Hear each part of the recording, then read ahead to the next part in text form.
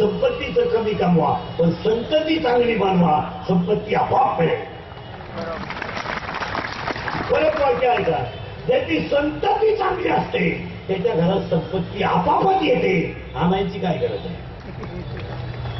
पण मुलं जर लायक नसतील तर इस्टेट कमवायची कोणासाठी. नवरा बायको दोघंही जर सर्व्हिस करत असाल तर तुम्ही माझं एक वाक्य ऐका, तुम्ही रिटायर होईपर्यंत मुलं होऊ देऊ.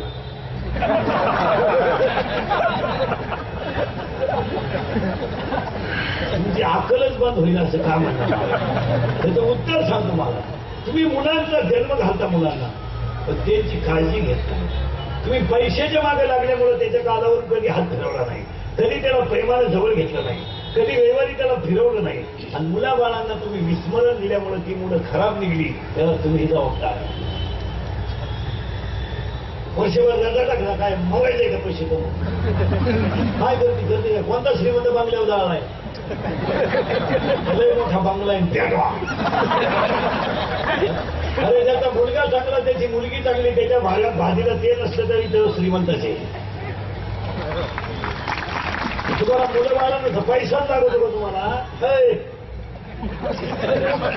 बायको कामावरून सुटली का मी दिल्ली घेऊन येते, तो नारायण सुटला का काळी पिशीन पाहू शकतो. वॉटर हाणून उरताना पडून झोपतो. मी मागून किचडी फाटेल उचलून ठरवून लागेल ही कोण शिवीन देवडे.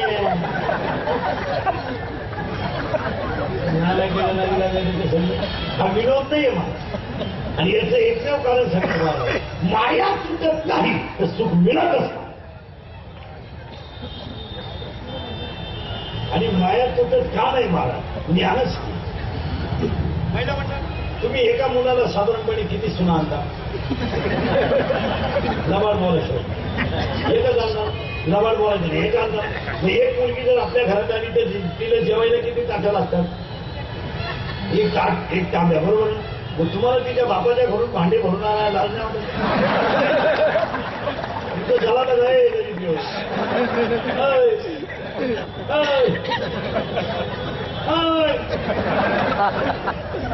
इकून पोहोचे नाही ती तिकून भरून विक्री लाज बीज नाही वाटत. माझे कीर्तन ऐकून गेलेल्या माणसाला 6 महिने अटकंडीची येतात, एकटाच हसतो बरी. कारण एक पाया पडून वाक्य सांगतो बसलेल्या माणसाला, हे कीर्तन इंद्री करत आहे. एक वाक्य सांगतो बसलेल्या माणसांना पाया पडून, पांढऱ्याचे दिवस आहेत, व तुम्ही मला महाराज म्हणावा, माझी तारीख घ्यावा, मला मानावा, म्हणून मी कीर्तनामध्ये कधी वाईट नाही बोलणार. मी कीर्तनाला कंटाळलेला माणूस, मला घ्यायच्याकडे पाहिलं तरी मुंगे यायच्या तरी 90 करतो महिन्याला. आता तिसरं आहे हे सकाळपासून 7 केलं तर तुम्हाला एक वाक्य पाया पडून सांगतो. माझ्या कीर्तनातलं एखादं वाक्य तुम्हाला विनोद वाटतो.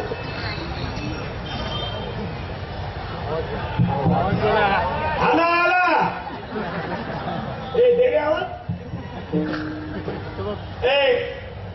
हे वाक्य सत्य आहे. फक्त एक वाक्य कीर्तनात सांगतो. तुम्हाला मी कीर्तनात थोडंसं वाईट का बोलतो याचं उत्तर सांगतो.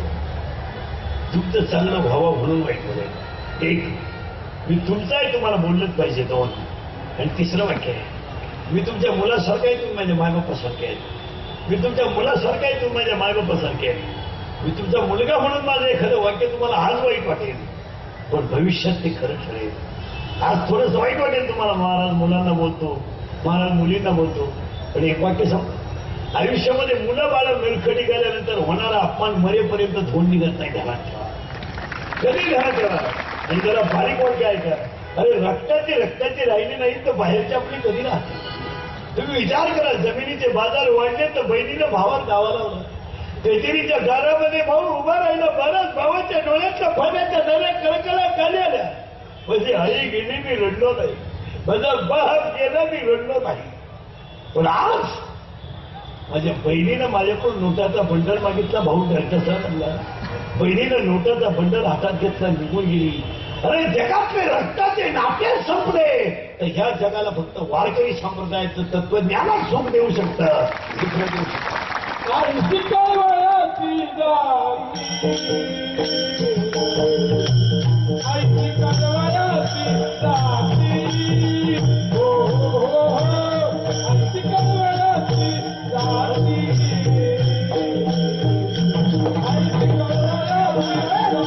कळवळ्याची आयशी कळवयाची आयशी कळवयाची जाती करी लाभावी प्रीती या जगात गाथा सांगा मला हा विनोद वाटला तुम्हाला तुम्हाला मोठ्याचं उदाहरण सांगतो पुरुष मंडळी बारीक नीट आहे का बारीक आहे का मोबाईल मध्ये घेऊन जाणार तर लिहून द्या वाक्य नीट आहे का मांजरीच्या पिलाला सगळ्यात मोठा धोका भोक्यापासून नीट आहे का मांजरीच्या पिलाला सगळ्यात मोठा धोका भोक्यापासून सापाच्या पिलाला सगळ्यात मोठा धोका त्याच्या आईपासून आणि तुम्हाला मला सगळ्यात मोठा धोका 3 माणसांपासून 1 मित्र 2 भाऊबंद आणि 3 पाहुणे रावळे सगळ्यात दरोडेखोर हे 3 जण कीर्तन संपल्या आपल्या मित्राची गाडी घ्यायची आता आणि त्याला सांगितलं तुझी माझी शेवटची भेट परत आपली तो म्हणलं गाडी वाढव विनोदाचा भाग सोडा आणि लिहून ठेवा उदाहरण 4,30,000 माणसं रावणाच्या घरात होती अरे रक्ताचे राहिले नाही तर बाहेरचे आपले केस लागतील 2016ला विचारे साहेबांच्या नवरात्रात पहिला संकल्प करा 1 आई बापाची सेवा करा 2 सहन करायला शिका थोडंसं वाईट वाटेल तुम्हाला कोण कुणाचा विचार करतो ऐका मोठं उदाहरण 4,30,000 माणसं रावणाच्या घरात होती रावणाला इंद्रजित नावाचा मुलगा होता आणि इंद्रजित नावाच्या मुलानं 14 वेळा इंद्र हरवला होता 14 वेळा इंद्र हरवला होता जर इंद्रजित मरत नाही तर रावण मरत नाही आणि रावण जर मरत नाही तर भाऊबंदकीत मजा मग इंद्रजित कसा मरेल याची मीटिंग त्याच्या सुलत्यानं घेतली सुलता कोण असेल विभीषण सुलता म्हणजे बापाचा भाऊ ना आज्याचा पोऱ्या ऐका नीट सुलत्यानं मीटिंग घेतली का इंद्रजित जर मेला तरच रावण मरेल म्हणून त्याने हात लावला आणि असा शोध लावला का इंद्रजित कशाने मरेल तर त्याला असा शोध लागला का ज्या पुरुषानं 14 वर्ष पत्नी असून संग केला नाही त्यांच्या हस्ते मरण होतं आणि असे दोघच होते रामन लक्ष्मण या गड्यानं डायरेक्ट रामाला गाठवलं तुम्ही विभीषण आणि विभीषणाला रामाला सांगितलं रामा तुला जर सीता मिळवायची असेल तर इंद्रजित मारावं लागेल आणि इंद्रजित जर मेला तरच रावण मरेल सुलत्यानं मीटिंग घेतली पुतण्या मारायची मीटिंग धाब्यावर नाही झाली मीटिंग नळ्या लोळ्या खाऊन नाही झाली मीटिंग चाकणा चुकणा खाऊन नाही झाली मीटिंग नालायको डोळे उघडे ठेवून झाली आणि मीटिंगचा विषय आहे का रामा जर इंद्रजिताच्या कधी हातात बाण आला तर तुझा सुद्धा मृत्यू आहे तुला इंद्रजित असा मारावा लागेल तर त्याच्या हातात धनुष्य याचा कामा नाही इंद्रजितानं पाठीमागं भात्यात हात घातला बरं इंद्रजितानं पाठीमागं भात्यात हात घातला महाराज आणि इंद्रजितानं भात्यात हात घातला आणि समोरून असा बाण आला इंद्रजिताचा हात झोपड्यातून उडाला तर लंकेत जाऊन पडला एवढ्या झपाट्यात जर तरी इंद्रजिताच्या हातात बाण आला असता कार्यक्रम रामाचा सुद्धा झाला असता पण फुटलेला घरातला होता महाराज तो तुटलेला हात अंगात पडला रावणाची सून बाहेर आली सुलोचना पतिव्रता होती ती महिला म्हणजे पतिव्रता करतो पतिव्रता म्हणजे गावठी भाषेत समजा पूर्वी असा नियम होता बायकोनं पाणी तापायचं नवरीनं आंघोळ करायची असा नियम होता तो नियम आता बदलला आता हे नावायचंच बंबट ठोकळे घाले बस तुम्हाला अशी लाज बीज नाही वाटत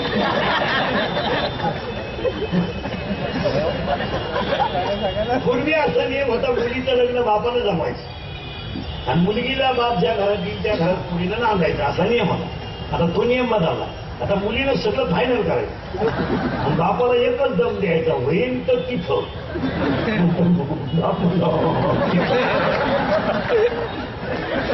पूर्वी महिला मंडळ आई घर झाडायची तशी वाकायची, वाकून झाडायची तर पोरग पाठीवर घ्यायची. आता बाईनं तिच्या मापाचा झाडू आणला. पूर्वी आमची आई कीर्तनाला यायची तर पोरग घेऊन यायची आणि पोरग कीर्तनात मांडीवर आडवं टाकून कीर्तन ऐकायची. पोरग जर रडायला लागलं तर आमची आई पोराला स्तनाचं दूध पाजत होती, कारण आमच्या आईला पदर होता आणि पोराला मिळत होता. आता पोराची आई जीन पॅन्ट आणि टी शर्ट घालते, वर झाकायचं पुढं.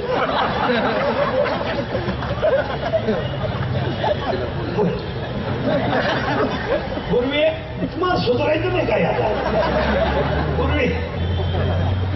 पूर्वी आमची आई लवकर उठायची आणि चुलीजवळ गेली की मांजर फळत यायची. मांजर आणि मांजर अशी आईच्या पायात गुटमळायची. आमची आई दूध द्यायची तेव्हा मांजर शांत बसायची. कारण माहिती का, मांजरीला सुद्धा माहित असायचं जिच्या हातात बांगडी आहे ती बाई आहे.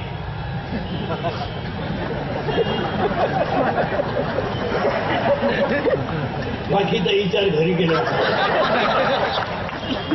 अरे धर्म शिल्लक राहिला नाही. 50% बायका नवऱ्याला नावानं असा म्हणतात मला. तुम्हाला नवरा कळतो का?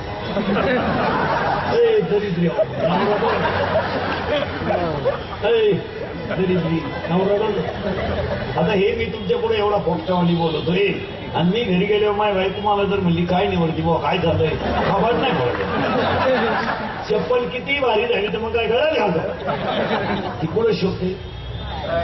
ज्यांनी लव्ह मॅरेज केले दरवाजा लावून माटे घातली आणि भांड्याचा आवाज येऊ नये म्हणून टीव्हीचा आवाज.